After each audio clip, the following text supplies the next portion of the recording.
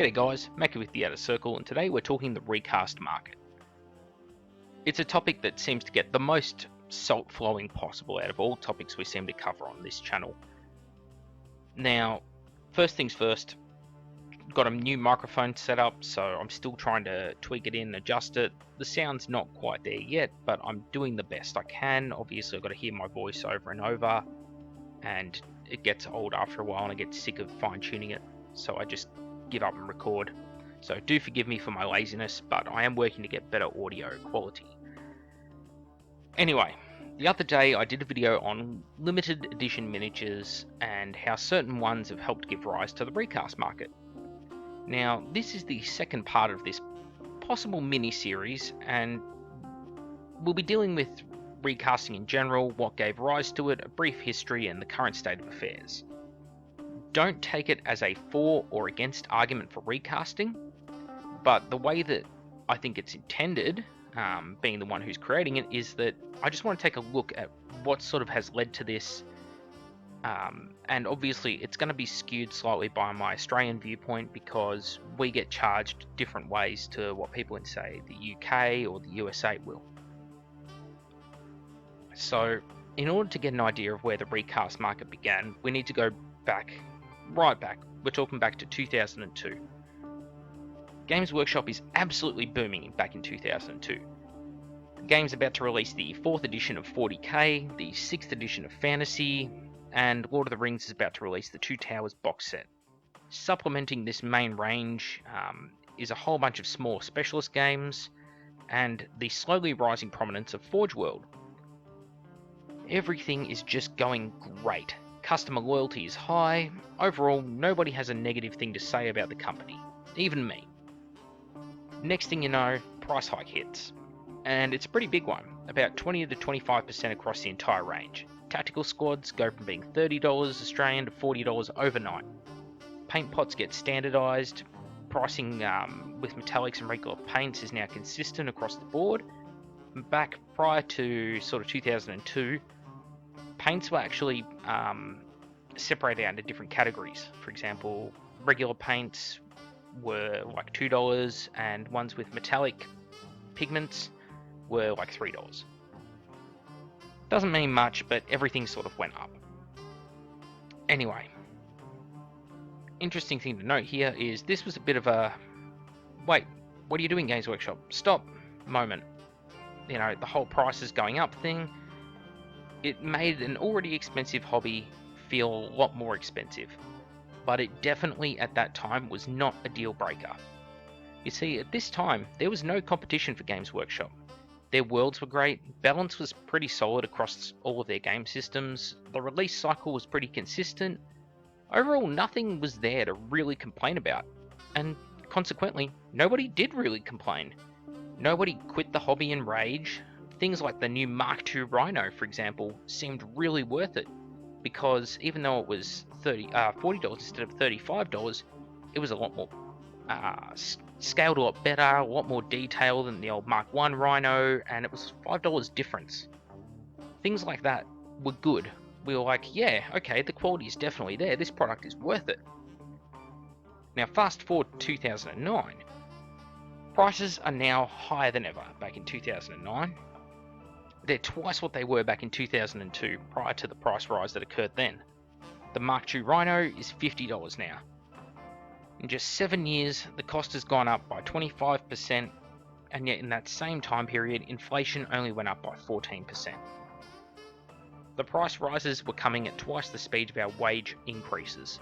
And on top of that, the minute inflation and price rises, the minute that they would match one another, this minute amount of inflation and Games Workshop's price rise, which they set years in advance, Games Workshop would just move the goalpost. Basically, it's a runaway effect going on, where prices are constantly outstripping people's capacity to purchase. The hobby was no longer something that the average person can afford.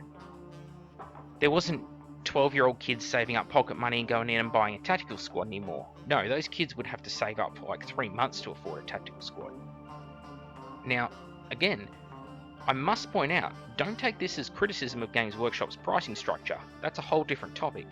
They can charge whatever they like. All I'm trying to do here is establish the situation. Players are starting to leave this game. The stores are getting emptier than they used to be, but the company's still doing okay financially. It's just not the juggernaut it was 7 years earlier. So, in a little bit more recent history, in 2012, things are very different. The Horus Heresy is out, Forge World is well established by this point, and two big things have happened. First, people are using the internet now. And I mean using it for everything. And they're not liking what they're seeing. People can buy miniatures from Forge World, they can ship them all the way across the globe, and somehow it's cheaper than buying retail here in Australia. All of a sudden people say, wait, what? Hang on a minute. How come a plastic rhino with all these upgrade parts from Forge World is somehow cheaper than a plastic rhino in Australia with no additional extras? It doesn't make sense. Now, at the time, various excuses, all wrong by the way, were made. Things like how it was tax or shipping related, all that kind of thing. Not important for today's video what the reasons are. Needless to say, both those reasons, tax and shipping, are wrong, but they're a topic for another video. Anyway, the consumer base, which hardly had a negative thing to say back in 2002, yeah, they're not so positive by 2012. The consumers are pretty angry because they're feeling ripped off. They realise that for years they've been paying 60% more for the exact same miniatures as other countries have. They want to play Games Workshop games, but now they're less inclined to purchase. Games Workshop has shut down forums, they don't respond to emails, they've dropped to one-man stores. People don't feel valued as customers back in 2012. Now the second big thing that happens is they start seeing competition. People start comparing Games Workshop prices to the competition, and people are looking at what other systems charge for what are sort of pretty similar products. Now, I'm not saying that everyone made the same multi-pose miniatures as Games Workshop, but definitely when it came to the mono-pose miniatures, there's a lot of competition out there that's just as good as Games Workshop, or in some cases even better by 2012. People can't see the inherent value in Games Workshop anymore. Now, for a decade, Games Workshop billed themselves as the finest miniature manufacturer on the planet. But now the competition, their miniatures are just as good, and their miniatures cost less. What's going on here, people think? At this point, an alternative pops up. This is the time when I first recall seeing recasts. Now, I started seeing them pop up in numbers in 2012, 2013, and at first it was just a dribble. A few characters here and there, some Forge World tank turrets or sponsons, doors, that kind of thing. In 2013 though, oh boy, the Tau, Eldar and Space Marine 6th edition books all dropped. All of a sudden the market was flooded by recasts for battlesuits, bikes, Wraith Knights. The interesting thing to note was that these miniatures were often pretty terrible casts. They had all the typical flaws you think of with a bad cast. Sunken panels, porosity, very poor quality, and often brittle resin. But people bought them. Why did they buy them? Because they were a quarter of the retail price, and the savvy consumer is gonna do it. Now, by 2015, recasts were a very different beast. The quality coming out of China and Eastern Europe was now on par with Forge World themselves. Some people will call me a liar, tell me that recasts aren't that great, that the quality of the resin is worse. I'm afraid I have to disagree. This miniature that's on screen right now is a recast from a 2017 batch of resin. Early 2017. This is how crisp recasts have become. The casts from China, aka China Forge as we know it in Australia, are half the price or better than what Forge World is putting out. They arrive within a week, and they often throw in bonus parts, miniatures, bases, and they offer free shipping no matter the order size, and they have customer service on par with Forge World, where if a part is broken, missing, that kind of thing, they will often replace the whole miniature. Basically, their customer service is better and their prices are too. Even betrayal at Kelth and the burning of Prospero can be costly compared to some Recast products because the price is that competitive. So I've given an oversight of where I think the Recasts came in and some of the reasons behind it. I think it's now a really important thing to look at sort of the moral implications of this. And to do this, we need to not just look at what we as consumers might feel, but what the company feels. So let's look at the Games Workshop view. Games Workshop can basically charge whatever they like. They're a business, they're in it to make money. On top of this, miniatures cost money. A mould for something like a Land Raider will chew up the better part of about 10,000 Australian dollars. So production and development costs have to be taken into account.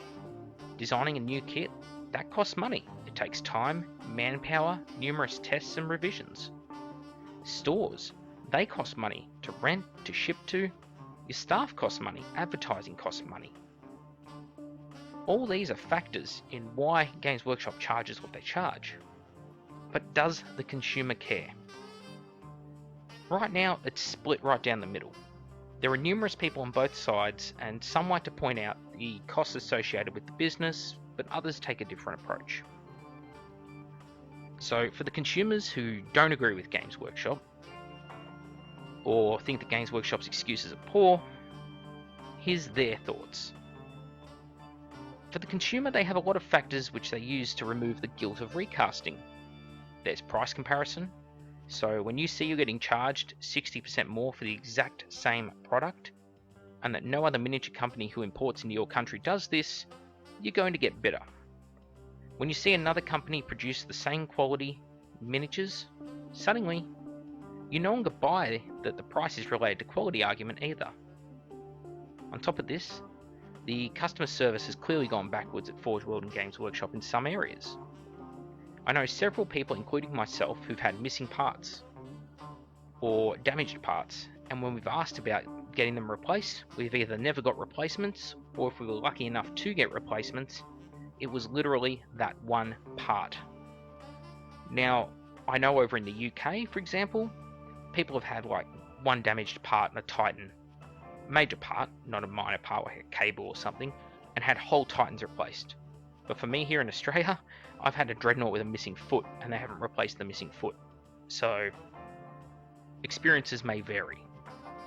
Anyway, this has led to several people outright stating they fucked me over, referring to Forge World, Games Workshop, therefore I no longer want to buy from them. Now, couple this with the forced embargo of online retailers for Games Workshop products, where companies aren't allowed to sell their product internationally. For example, if you're an Australian, you can't buy kits from American hobby stores. This shut down a legal avenue of purchase, where people said, look, I'll still buy the legitimate product, I'll just buy it through this medium. No, Games Workshop cut the head off that. So people are like, well, fuck you. That's their response to Games Workshop. And of course, the overall quality control of Forge World has gone downhill too. Poorly mixed resins from Forge World that tend to weep are becoming more and more common in my opinion. Now again, this may be something that affects me more than others, but when there's an oily substance that can't be washed away, when you pick up a piece of resin and it just feels constantly smooth and oily, what's the typical response if you talk to customer service? Soap and warm water. Now, I'm going to give a personal opinion at this point. You are lying to the customers here. Not through any willful cruelty or malign reasons, but through ignorance. Because the standard employee answering emails probably doesn't understand that when you have a two-part epoxy and it's poorly mixed, it doesn't fully catalyze. That weeping, that oily medium that's weeping out, is actually the partially liquefied constituent components of that resin. So stop telling people to wash it and scrub it with soapy water. That will not fix it, because it's literally going to weep forever. Anyway, back on topic. Another control quality issue is that parts don't seem to fit correctly a lot. Now, when parts don't make correctly, sometimes, with models, you kind of know, yeah, I'm going to have to fiddle with it, tweak it a little bit to get these parts to fit right. However, there is a limit. Take the Land Raider Spartan. It's a famous example. The tracks. Back about 3 years back, the Spartan tracks were a separate part. In fact, there were many separate parts, and they had to be glued all the way around. They never fitted. There was often 1, 2, 3 tracks had to be cut out, links on each side. It was ugly, it didn't look right. There was gaps that were too big in some spots, gaps that were too small in others. Now, does a discerning customer care if a Spartan that costs them $40 from China does it? Probably not. But they will care if they spend $160 on a Spartan out of Forge World. The YouTuber Leaky Cheese did an excellent video a while back, which I will link in the comments, where he covers off on some of the kit issues he had with the Triaros transport for the Mechanicum, and this can really shed some light on the problem for a lot of people, and I think it's well worth watching, so quick plug for him. This brings us to the conclusion at this point. Recasts, in my opinion, exist because of these factors. 1. Games Workshop rose prices way faster than wages could keep up. 2. Games Workshop eroded their consumer confidence by failing to communicate with them, which I must point out is something I think they've pretty much remedied at this point. They now have excellent communication compared to 2 years ago. 3. Miniatures from other companies have come in, and they're often at a better price point for roughly equivalent or on par quality, which has led to animosity. 4. Pricing between countries by Games Workshop is inconsistent, and the gulf between exchange rate and retail price is far too vast and literally infuriates people, especially once they realise this. 5. Quality control issues at Games Workshop, along with fixes, are only equal at best with China. 6. Delivery time on products and product availability is far better in the recast market. And 7. Recast pricing is so ludicrously low that it appeals to everyone who struggles to afford Games Workshop. Now, is there a remedy for this? Can Games Workshop beat the recasters? Well, at this stage, they're simply too well entrenched. Games Workshop has pretty much lost the Australian and Kiwi market. Recasts, they just simply aren't frowned upon here, outside of select gaming groups and environments. You can go on so many different forums and buy, swap and sell sites and just see people openly stating, these are recast miniatures for sale. No one gets on there and says you should feel ashamed for selling recasts. People are past that point because Games Workshop has pissed them off too much. Now again, I'm not saying whether Games Workshop is right or wrong. I feel I have to keep reiterating that because some people are really going to harp on that in the comments. I'm just saying, this is what is happening. Now, if Games Workshop wants to turn it all around, they need to do quite a few things. First of all, they need to increase their quality control for one. No more missing parts. No more giant air bubbles. No more parts that don't fit. No more weeping oily miniatures. On top of this, they need to lower their prices significantly, at least to the level of their competition. Smaller companies who are in a massive growth stage shouldn't be cheaper than the industry giant who has a wealth of assets already built up. If Games Workshop dropped prices by at least 20% worldwide and set prices in stores closer to the actual exchange rates, it would do a lot to save face. As an Australian, I don't think that a Scar brand should cost 60% more here than in Canada, whose dollar is worth the same as ours. I can happily accept some increase, 5%, maybe even 10% more, but 60% more is far too much. Oh, and again, don't blame taxes, it's not taxes or shipping, guys, I can't reiterate that enough, but that'll get its own video soon. Anyway, I'm Mac with the Outer Circle. I hope that this has been helpful information or enlightening for people.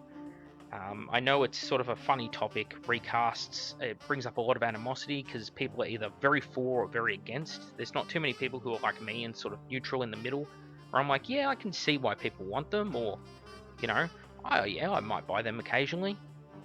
Because, hey, it's the only way I can get some kits. It just is the way it is. Out of production miniatures especially. Anyway, thank you all for watching the episode. Leave your thoughts and feedback below. Try not to turn it into a recast a good, recast a bad war. Just talk about, what you think recast came in. Did I nail the points? Did I completely fluff the points? Do you think Games Workshop's pricing has nothing to do with recasting? Do you think Forge World actually has great quality control? Tell me about your individual experiences, because I won't know unless people tell me. I have mostly my own experiences and my friends to go off for a lot of things. I'm no different to anyone here. I do as many polls as I can to find out what I can, but at the end of the day, I'm just one guy. And the more information you guys give me that I can work with, the better idea I can build up to make these videos better. So thank you all for watching. Go check out the Leaky Cheese episode on the Triaros transport. I think it's well worth watching, so another plug for him. Thanks guys, and I'll see you all next time.